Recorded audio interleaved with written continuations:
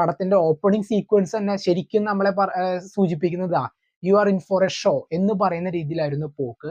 And ഇതിലുള്ള മറ്റുള്ള കുറെ കാര്യങ്ങൾ, കാരണം നമ്മുടെയൊക്കെ ഒരുപാട് ആക്ഷൻസ് എങ്ങനെയാണ് ഫ്യൂച്ചർ ജനറേഷൻ എഫക്ട് ചെയ്യുന്നത്, അല്ലെങ്കിൽ ഫ്യൂച്ചർ വേൾഡിനെ എങ്ങനെ എഫക്ട് ചെയ്യുന്നു എന്നുള്ള ഒരുപാട് കാര്യങ്ങൾ ഇപ്പൊ ഈവൻ 2027 നടക്കുന്ന ഒരു കാര്യം എന്നൊക്കെ പറഞ്ഞതിൽ മെൻഷൻ ചെയ്യുമ്പോൾ അധിക കാലതാമസമൊന്നും ഇല്ല എന്ന് നമുക്ക് തന്നെ മനസ്സിലാകുന്ന രീതിയിലാണ് പടത്തിന്റെ ആ ഒരു പോക്ക്. തീർച്ചയായിട്ടും കാണാട്ടോ. ഈ പടം ഒന്ന് OTT വെക്കരുത്, തിയേറ്ററിൽ തന്നെ പോയിട്ട് കാണാം. അതും സ്കൈഫൈ എന്ന് പറയുന്ന ഒരു ജേണറില് നമ്മുടെ ഒരു ഹ്യൂമറും കൂടി മിക്സ് ചെയ്യുമ്പോൾ അത് പ്രോപ്പർ ആയിട്ട് വർക്ക്ഔട്ട് ആകുമ്പോൾ ഉണ്ടാവുന്ന ഒരു അവസ്ഥയുണ്ടല്ലോ, അത് ശരിക്കും ഇവിടെ കാണാൻ പറ്റും. നമുക്ക് ഹോൾ ഓഡിയൻസ് തന്നെ അത്രത്തോളം നല്ല റെസ്പോൺസ് തന്നെയായിരുന്നു പടത്തിന് കിട്ടിയിരുന്നത്.